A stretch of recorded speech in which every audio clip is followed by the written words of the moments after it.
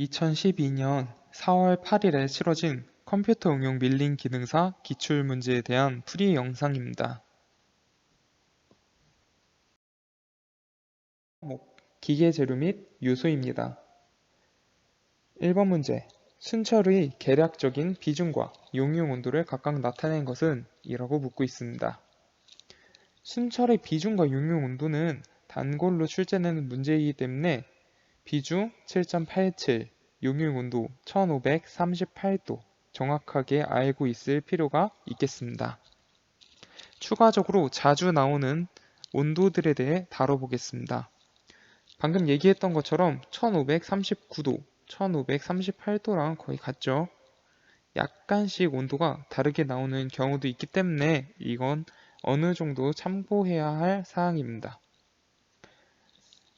1400도가 되면은 A4 동소 변태가 일어나는데요. BCC 구조에서 FCC 구조로 격자가 변화하는 현상이 일어납니다. BCC 구조의 B는 바디의 약자로서 채심 입방 격자를 의미합니다. 아래 나와 있는 이 모양을 의미합니다. FCC의 F는 페이스의 약자로서 면심 입방 격자를 의미합니다. BCC와 FCC의 차이점은 BCC는 이 결정체 중앙에 이렇게 격자가 하나 존재하는 거고요.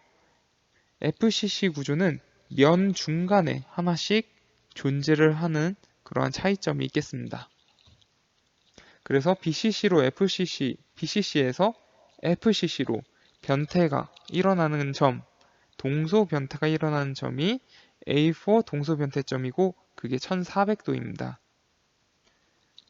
아래로 쭉 내려오다 보면 다시 한번 동소 변태가 일어나는데요. 이 지점에서는 FCC에서 BCC로의 변태가 일어납니다. 그 지점은 910도입니다. 더 내려가다 보면은 768도에서는 A2 자기 변태가 일어나는데요. 이 지점은 자성을 잇는 지점이라고 볼 수 있겠습니다. 즉, 768도 이하에서는 이 철이 자성을 가지고 있는데요.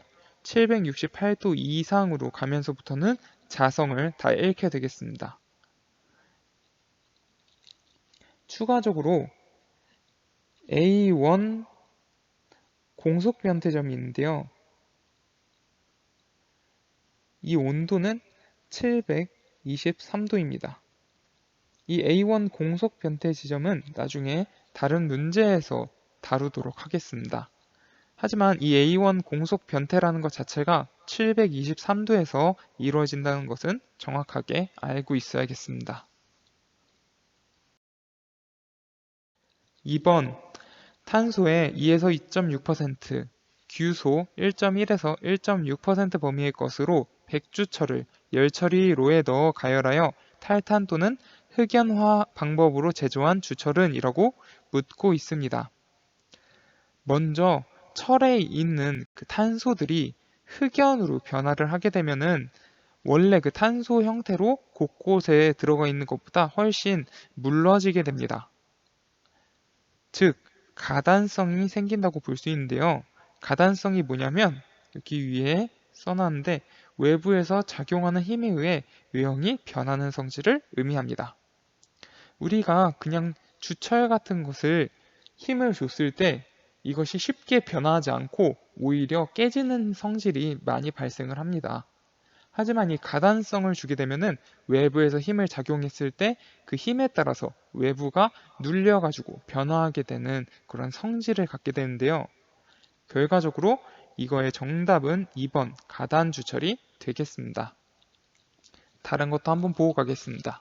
1번에 있는 칠드 주철은 냉경주철이라고도 하는데요.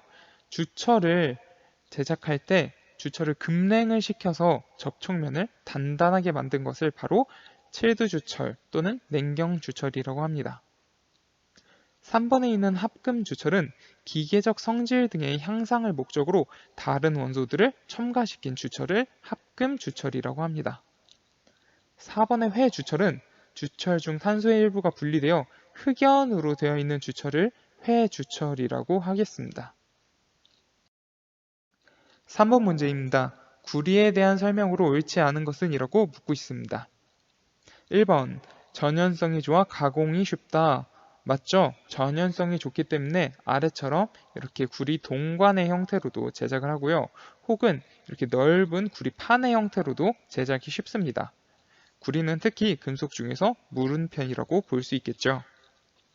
2번 화학적 저항력이 작아 부식이 잘 된다라고 되어 있는데 이것이 바로 틀린 내용입니다. 오히려 부식과 기후에 강한 편입니다. 3번 전기 및 열의 전도성이 우수하다. 맞죠? 특히 구리 같은 경우에는 전선으로 주로 사용이 되는데요. 전기 열의 전도성의 순서를 보자면 금이 우선 가장 좋고요. 그 다음에 은, 세 번째가 구리입니다. 하지만 구리가 이 금과 은보다 전선이나 이러한 전기의 전도의 용도로 많이 사용되는 이유는 가격 때문입니다.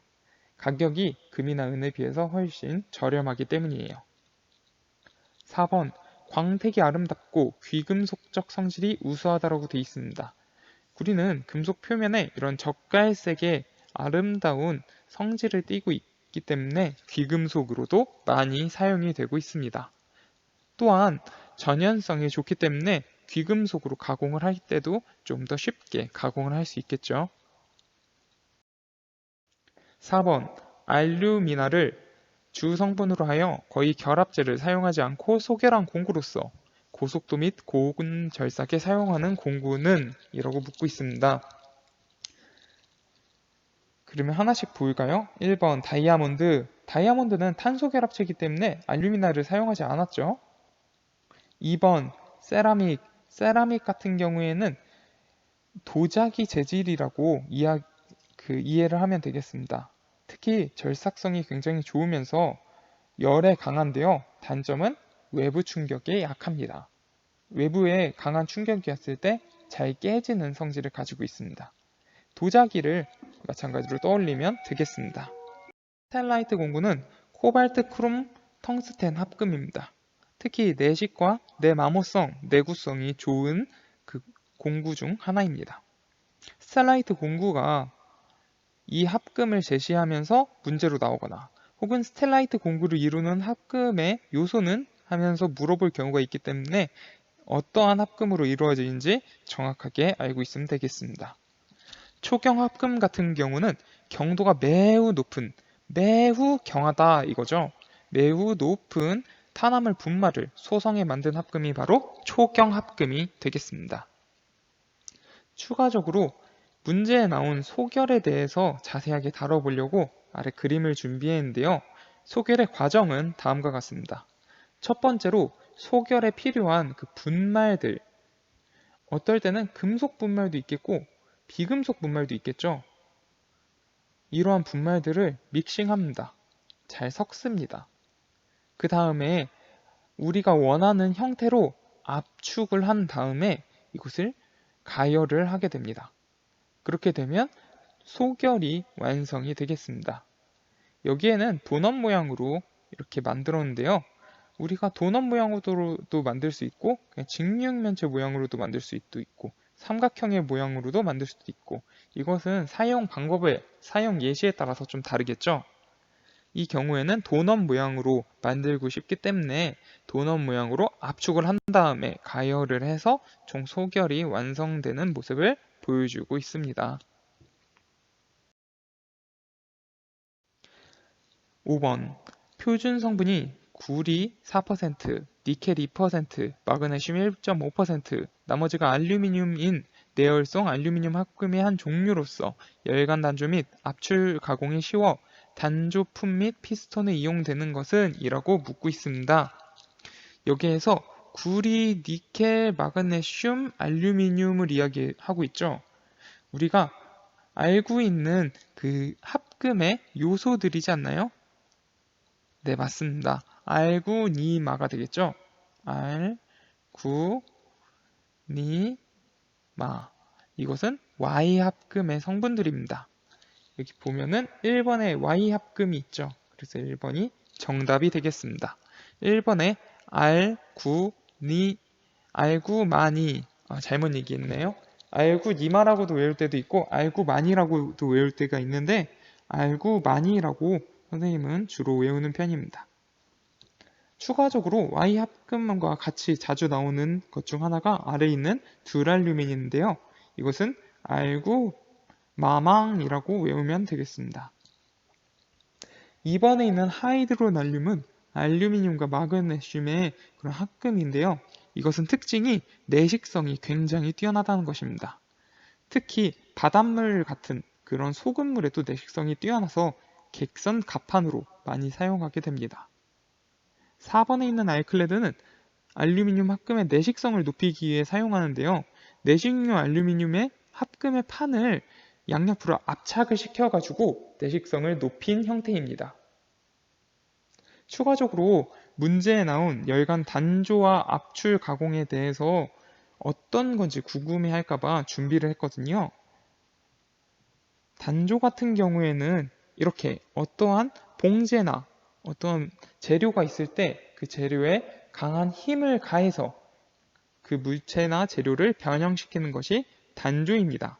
망치로 때려가지고 변화시킨다 이렇게 쉽게 생각을 하면 좀 편하겠네요. 압출 같은 경우에는 압력을 주어서 어떠한 이렇게 쭉쭉 뽑아내는 형태에서 사용을 하는데요. 압출 가공을 통해 재료를 긴 봉제로 만들어낼 수 있겠죠. 그래서 단조와 압출이 뭔지 알고 넘어가면은 다음 문제를 풀 때 좀 더 쉽게 접근할 수 있겠죠. 6번 문제입니다. 공구용으로 사용되는 비금속 재료로 초내열성 재료, 내마멸성 및 내열성이 높은 세라믹과 강한 금속의 분말을 배열 소결하여 만든 것은 이라고 묻고 있습니다. 여기에서 초내열성 재료라고 되어 있는데요. 초내열성 재료가 나오면 두 가지를 먼저 떠올리면 되겠습니다.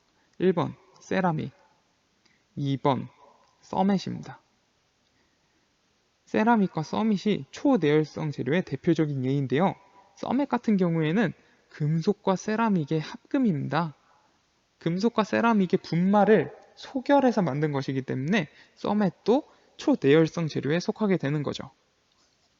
먼저 정답은 그래서 2번이 되겠고요. 서밋이 많이 사용하는 것은 이렇게 금속을 가공할 때 가공 칩으로 주로 사용하게 됩니다. 이거 같은 경우에는 선반 바이트에 장착하는 날이 되겠죠. 1번의 다이아몬드 같은 경우에는 탄소의 결합체이기 때문에 여기에 나와 있는 세라믹과 금속 분말의 소결은 전혀 해당이 안 되겠죠. 석영도 산화 규소를 가지고 이루어진 광물이기 때문에 해당이 되지 않습니다.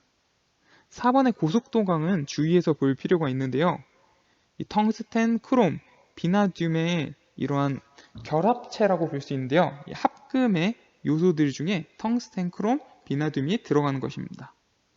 텅스텐은 18%, 크롬은 4%, 바나듐은 1%가 들어가게 되는데 이것은 문제로 굉장히 많이 출제되는 것 중 하나이기 때문에 이 고속도강 꼭 알고 암기하고 넘어가야겠습니다. 그래서 이 문제에서 중요한 거는 초내열성 재료가 나오면 두 개를 떠올린다. 세라믹과 서멧. 고속도 강이 뭘로 이루어져 있는지 퍼센트가 어떤 건지 알고 있어야 된다. 이 두 가지 꼭 짚고 넘어가시기 바랍니다. 7번 문제입니다. 강의 표면 경화법에서 화학적 방법이 아닌 것은? 이라고 묻고 있습니다. 표면 경화법은 말 그대로 표면을 경화시키는 방법인데요. 크게 화학적 방법과 물리적 방법 두 가지로 나뉘어지게 됩니다. 하나씩 볼까요?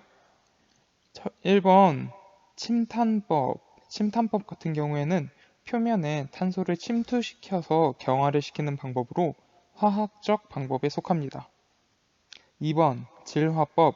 질화법은 암모니아 가스를 이용해 가지고 표면을 질화시켜서 경화시키는 것이 질화법입니다. 마찬가지로 화학적 방법입니다. 3번 침탄질화법. 이것은 청화법이나 시안화법이라고도 부르는데 말 그대로 시아나칼륨이나 시아나 나트륨을 이용합니다. 이 뒤에 있는 CN이 시안입니다. 시안. 그래가지고 이걸 사용하는 침탄질화법 또한 화학적 방법이 되겠습니다. 그럼 정답은 4번이 되겠네요. 4번은 고주파 경화법인데요. 이건 물리적인 방법입니다. 사실상 이 질화법이 어떻게 표면을 경화시키는지, 침탄법은 탄소, 질화법은 암모니아 가스, 침탄질화법은 시아나법이나 청화법이라고도 하고 이렇게 시안이 들어간 시아나칼륨, 시아나나트륨을 이용한다는 것 꼭 알아두고 넘어가야겠습니다. 추가적으로 아래에 고주파 표면 경화장치 열처리 원리를 넣어놨는데 이거 한번 꼼꼼하게 보고 넘어가도록 하세요. 8번입니다. 두 축이 같은 평면 내에 있으면서 그 중심선이 어느 각도로 교차되고 있을 때 사용하는 축이음으로 자동차, 공작기계 등에 사용되는 것은? 이라고 묻고 있네요. 여기서 중요한 것은 축이음인데 그게 어떤 거냐? 중심선이 어느 각도로 교차하고 있는 축이음을 묻고 있네요. 축이음은 다른 말로 커플링이라고도 합니다. 여기 아래 나온 그림처럼 생긴 것들이 바로 커플링의 예시들이죠.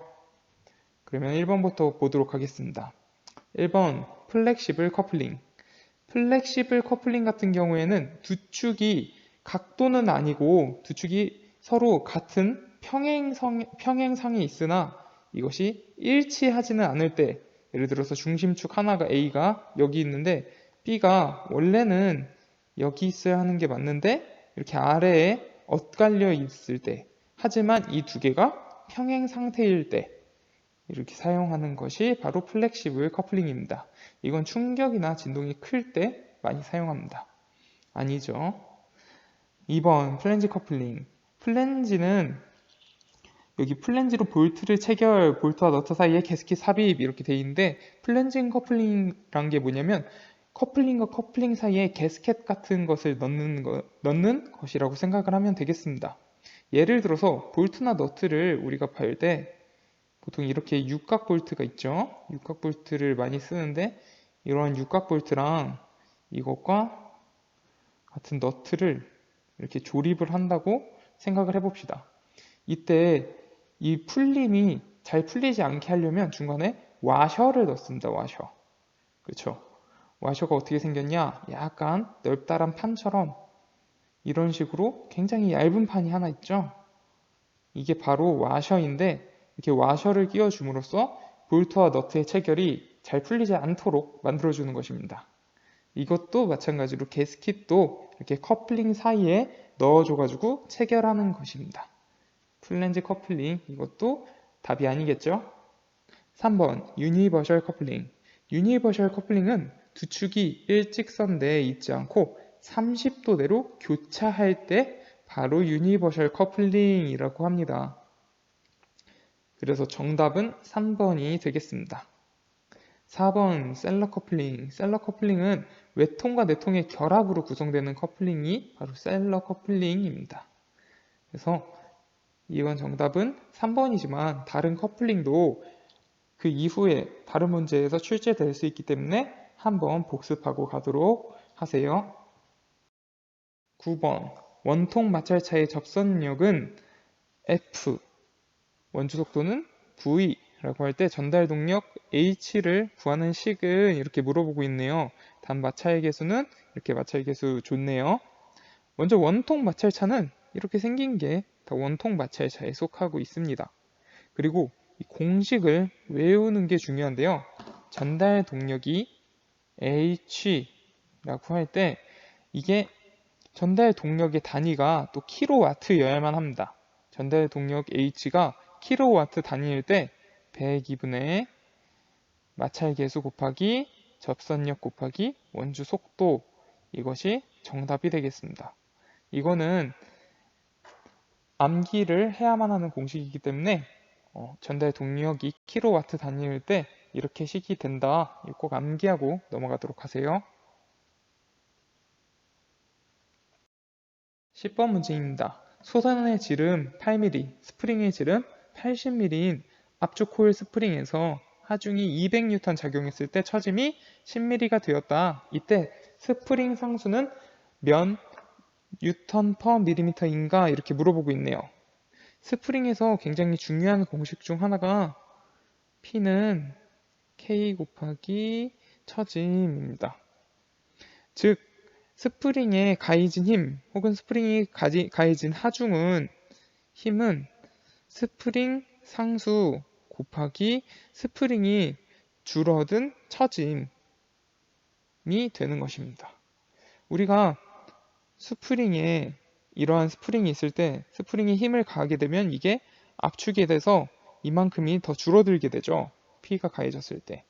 그때 이 줄어든 만큼을 처짐이라고 하고 스프링이 가지고 있는 상수가 K라고 합니다. K가 다른 이유는 스프링마다 어떤 스프링은 억세고 어떤 스프링은 모나미처럼 우리가 굉장히 쉽게 누를 수가 있죠. 반면에 자동차에 들어간 스프링 같은 경우에는 인간의 힘으로 아무리 눌러도 절대 들어가지 않는 스프링들이 있습니다. 굉장히 강하죠. 그렇기 때문에 스프링 상수가 달라서 스프링 상수를 다 따로 적용해 줘야 되는 것입니다. 그럼 이 공식에 대입해서 문제를 풀어보겠습니다. 힘, 하중 200N이 주어졌다고 했죠. 그리고 상수는 모르고 처짐이 10mm라고 했습니다. 이때 스프링 상수 K는 10분의 200이 되겠고요. 그래서 결과적으로 20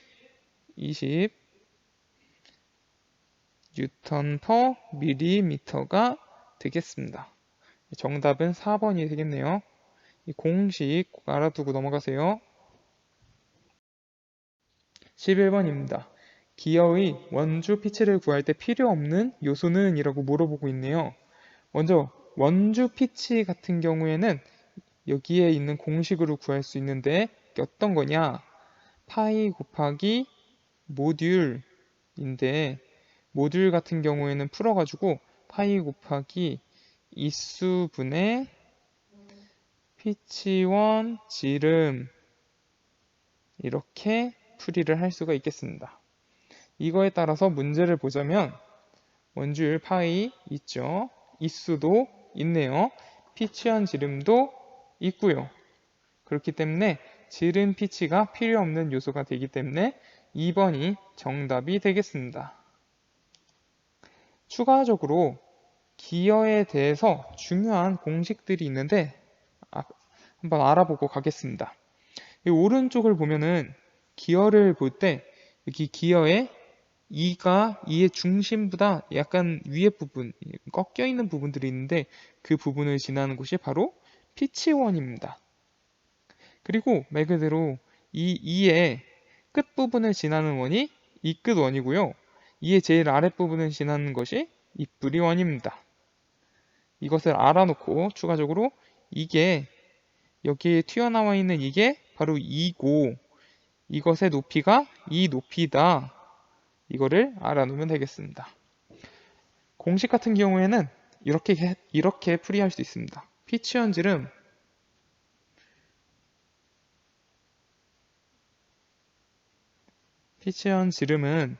모듈 곱하기 it수가 되겠습니다. it수라는 거는 z는 it수인데 말 그대로 여기 튀어나와 있는 이의 개수가 it수가 됩니다. 모듈 같은 경우에는 주로 계산을 할 때 주어지는 편입니다. 이끝원의 지름은 피치원 지름에다가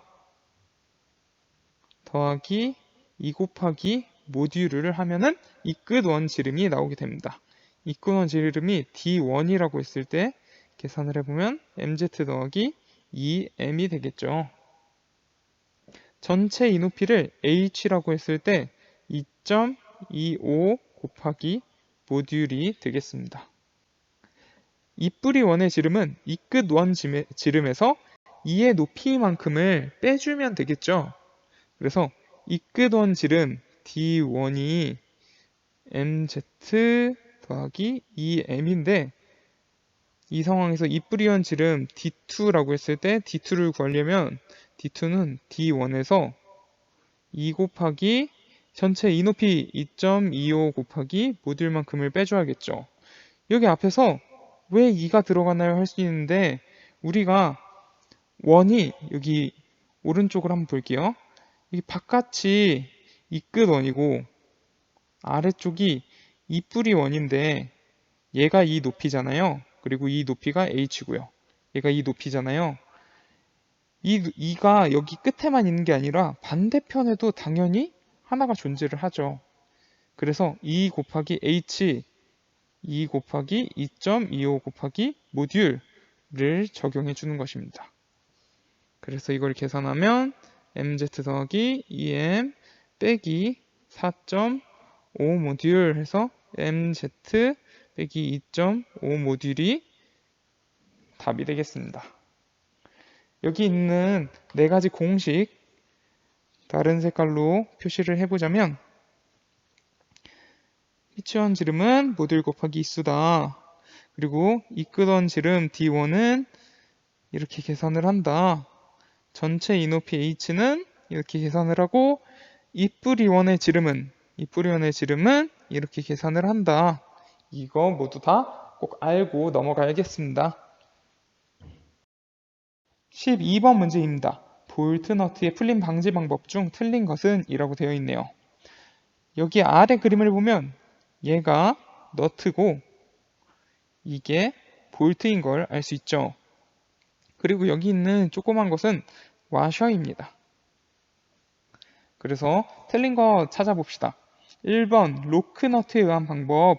로크너트에 의한 방법도 너트의 풀림 방지 방법 중 맞습니다. 로크라는 게 이거를 로크라고 읽는 것 뿐입니다. 락이란 게 뭐죠? 그쵸, 잠금이라는 의미죠. 잠금. 잠금 너트를 의미하는 것입니다.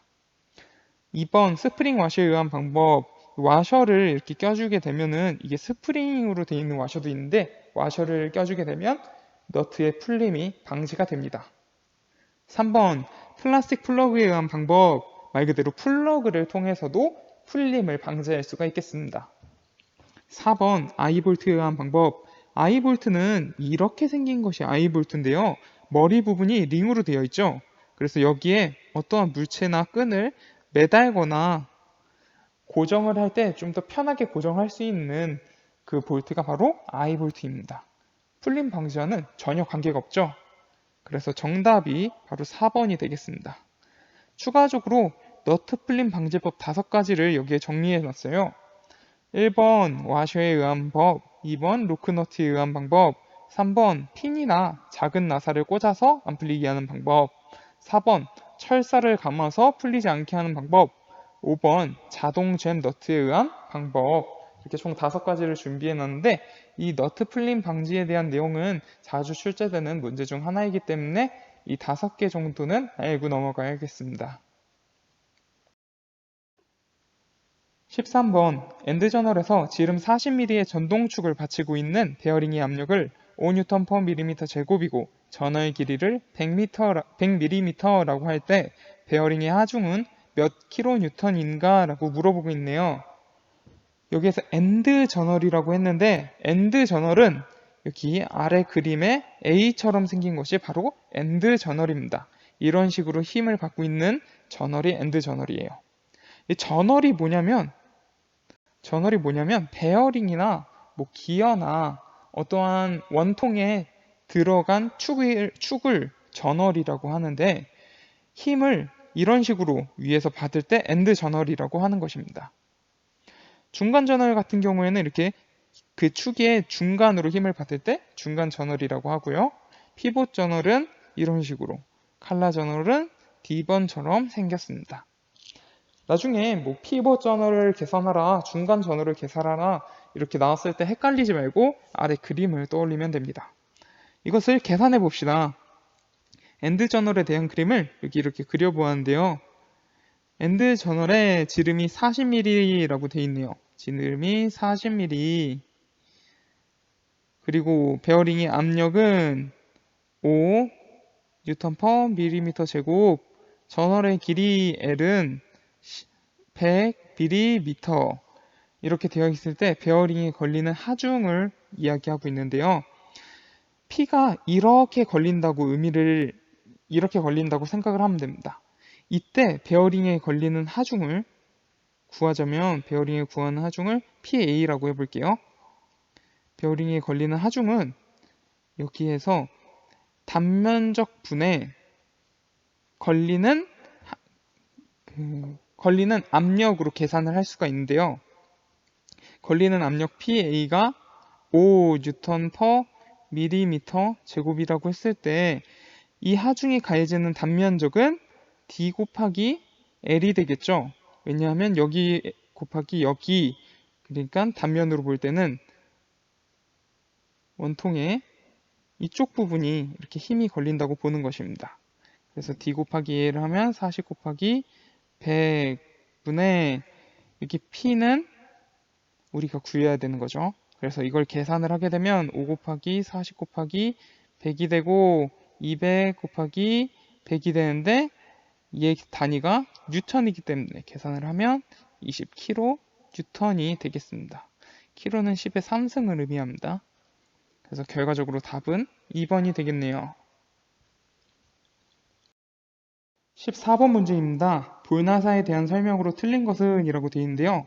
볼나사는 수나사와 암나사의 홈을 서로 맞붙여서 나선형 홈에 강구를 넣은 나사, 이 아래 그림처럼 이렇게 나선형 홈에 강구를 넣어놓은 나사를 바로 볼나사라고 합니다. 이 볼나사에 대한 설명으로 틀린 그것은 1번 자동 체결이 자유롭다. 이것이 틀린 내용입니다. 왜냐하면 이렇게 중간중간에 볼이 들어가면 자동 체결이 자유롭지 않고 오히려 고정될 수밖에 없어요. 왜냐하면 이게 자유롭게 되면 이 볼이 이렇게 계속해서 움직이는데 혹시 이것을 풀리거나 아니면은 잠금이 해제되거나 이것을 분리를 했을 때 당연히 다시 체결하기가 굉장히 어렵겠죠. 그래서 자동 체결이 자유롭지 않습니다. 2번 백래시를 적게 할 수 있다. 이것도 맞는 얘기입니다. 백래시란 오차라고 쉽게 생각을 하면 돼요. 이렇게 볼나사를 넣게 되면은 오차가 최대한 줄어들게 됩니다. 3번 나사의 효율이 90% 이상이다. 이것도 맞는 얘기입니다. 이렇게 볼나사를 사용하게 되면 나사의 효율이 굉장히 올라가게 됩니다. 4번 금속과 금속의 마찰작용에 의한 구름 접촉을 이용한다. 구름 접촉은 점 접촉 또는 선 접촉 등을 이용하는 것이 바로 구름 접촉인데요. 예를 들어서 이렇게 원이 어떠한 이 평면에 이렇게 강구, 그러니까 강철공이 이렇게 구를 때 끝에 점으로 접촉을 하죠. 혹은 이러한 큰 평면에 철로 된 롤러가 이렇게 굴르고 있을 때 여기도 선으로 이렇게 접촉을 하죠. 바닥면이 이렇게 점이나 선으로 접촉하는 것 모두 다 구름 접촉이라고 합니다. 여기서도 볼나사가 원의 형태고 점으로 접촉을 하고 있기 때문에 구름 접촉이 맞겠죠. 정답은 1번이 되겠습니다. 15번 키의 전달 능력이 35N/mm 제곱이고 키의 유효 길이가 40mm, 축과 보스의 경계면에 작용하는 접선력은 3000N일 때 키의 너비는 약 몇 mm인가? 라고 되어 있네요. 계산 문제들이 조금 난해할 수 있는데 한번 천천히 생각해 봅시다. 키의 전달 능력은 35N/mm 제곱이라고 되어 있습니다. 이때 키의 유효 길이가 40mm라고 되어 있죠. 키의 유효 길이 L이 40mm인 것입니다. 그리고 축과 보스의 경계면에 작용하는 접선력, 이 경계면, 축과 보스의 경계면에 경계면에 작용하는 접선력이 3000N이라고 되어 있네요. 이 경계면에 작용하는 것이 3000N이라고 되어 있습니다. 그래서 물어보는 것은 키의 너비 B가 얼마냐 이걸 물어보고 있네요. 먼저 전다 능력은 자르는 힘이 바로 전다 능력이라고 이해하면 좀 더 쉽게 이해할 수 있겠는데요. 이렇게 네모난 물체가 있을 때 네모난 물체를 옆에서 힘을 가해가지고 반으로 잘라버리는 것, 그 중간이나 그 사이 부분을 잘라버리는 것이 바로 전단력이고, 이것을 응력으로 계산하면 전단 응력이 되는 것입니다. 전단 응력 타우라고 하는데요. 이걸 계산을 해보면 전단 응력이 가해지는 이 단면적은 B 곱하기 이 길이 L이 되겠죠. 접선력 F 이렇게 계산을 해보겠습니다. 그러면 35는 B는 우리가 구해야 되는 거고, 여기에 유길이 40분의 F 3000이 되기 때문에 결과적으로 B를 계산하면 7분의 15 이렇게 나오게 돼요.